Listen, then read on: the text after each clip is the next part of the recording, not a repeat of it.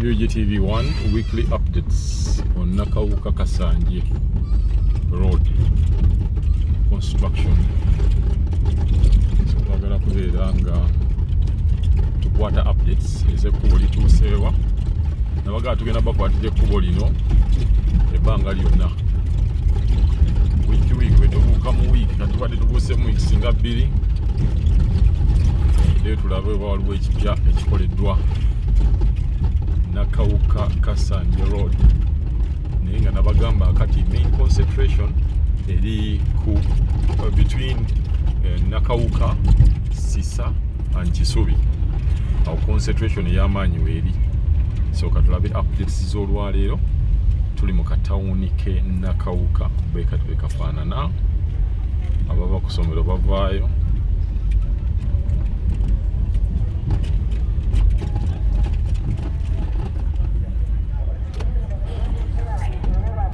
tawuni ye Nakawuka bwe kafaanana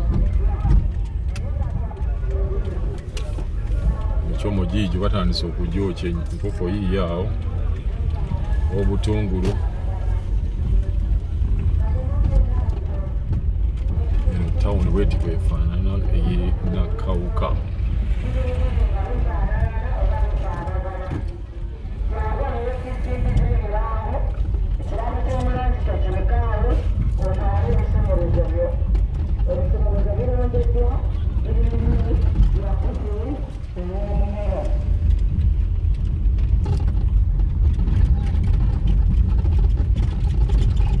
Tugenda ku weekly updates Nakawuka. Ekkubo lino nabagaa ligenda kutwala si mwaka gumu si myaka ebiri nga balikola just bugumiikiriza bwokka okumenyako mu kulaba kweyongera mu maaso buli lukya bwe ali awo buli lukya okumenyako kweyongera mu maaso lijja kutwala emyaka egiwerako nga terinaba kuggwa lijja kutwala emyaka egiwerako nga terinaggwa bakwata section ku section ku section kati nga section gye baliko okusinga Nakawuka batandise okumenya naye nga section gye tumanye ennyo ye ng'oli kumpi kutuuka mu Sisa then Sisa paka Kisubi gye bali concentration eri awo ate era n'abantu abakwatagana ku compensation babeera banjawulo ndowooza olaba nawana okumenya kuuku bamenyedde ddala awo nawo. So section eno yo eye Nakawuka paka Kisubi yo eri mu high gear nsobola okugamba naye serious construction tugenda zirabaawo mu maaso.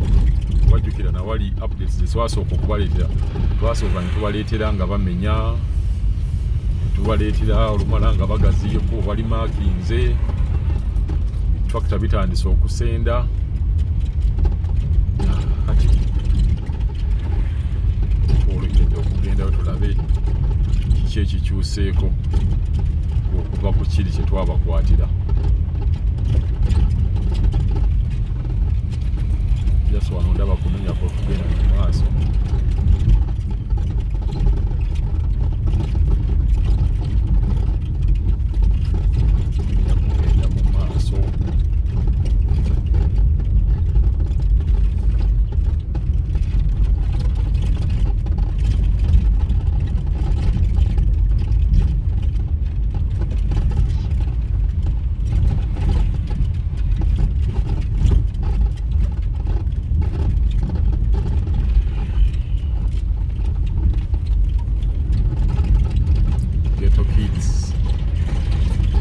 aba ghetto kids yeyo. Kati wano tutandikise okulaba tractors hizo ziri mu kukola n'okumenya wano bamenyeewo nnyo walaba abasajja ku China mbulaba so wano okugaziya. Last week oba weeks zetwabakwatira tekwali bwekuti nyakati wano webati webatuuse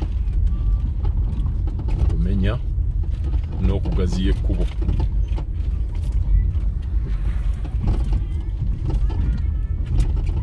Boddayo ku video yaffe gye twasembayo okuteekayo wano wonna waali si wamenyi.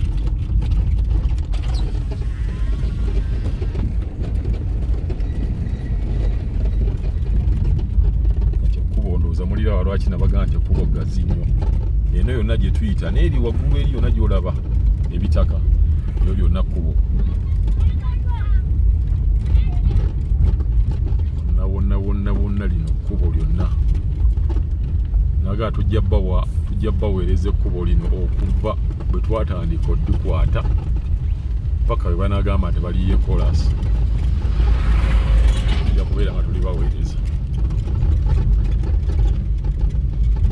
Nabaga bakola mu sections. Section eno mugirabayo bagikwatiddeko ddala n'okusenda basenze.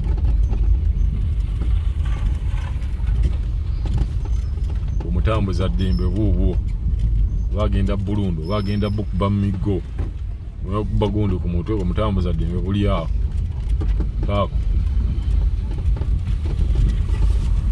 Ate waliwo abalya buno obuto bwe buti nuna alika agenda kutandika faamu yaabwo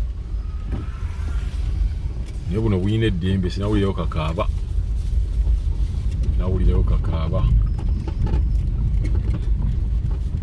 kati abazimba mubalaba abeesega bibasasula ndoza mubalaba eri kati ng'oli bamusenda wano katubuuya amaduuka agataddeeyo. Yongereyo omutambuza ddembe kati bayiteko walabika atyo bbo walabula buyinza okuvaako ne bubuuka ne bugwa. Ekikubo bwe lityo bwe liri.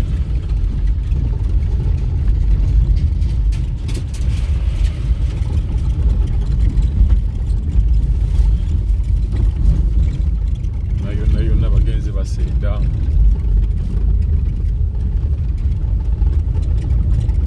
Naawe tetwalekawo olaba batandise okuyiwa ettaka eri okugaziya. Tugamba mutufu lwe tuyite eno wabeerawo ekintu kyolaba nga kipya. Eri muliraba n'eriyo. Abakola baabo bagamba kuga kilomita speed 3 gokka. Olabayo eyo yonna. Factors abakozi nabo mubalaba. Amazzi ago gakyasinze obatawaanya buli woolaba akadiba onyuma batawaanya nnyo. Balina okubeera nga bayiwamu ebiyinja emaramu. Kimanyi wano bayinza okubeerawo dayivaayo ne basooka ne baliteeka eri. Student baba bavudde ennimiro ya neighbor bagirumbye yonna yonna bagimazeeyo. Balya bikajja tebajja kufa njala.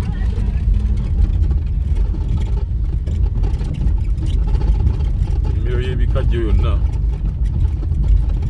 bagimazeewo. Bali mu kusenda basenda. Baagala kujjawo gali mazzi. Ago gatawaanyiza ddala. Emiti gy'amasannyalaze baagisengula vidiyo yaffe yavaako. Mwalaba nga baali bagisengula kati yo bamala dogiteekayo. Section zino zonna bagenda bazikolako. Awaka mulungi okutwaliza owamu.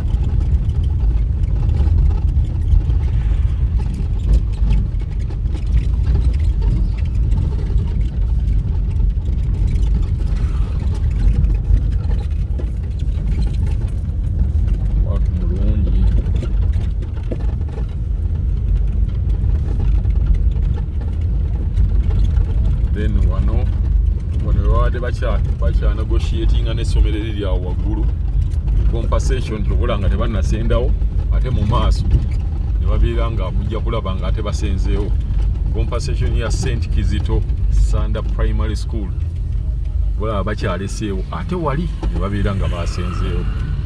oza mulabawo wonna wasende St Andrews College Sanda mulabayo eri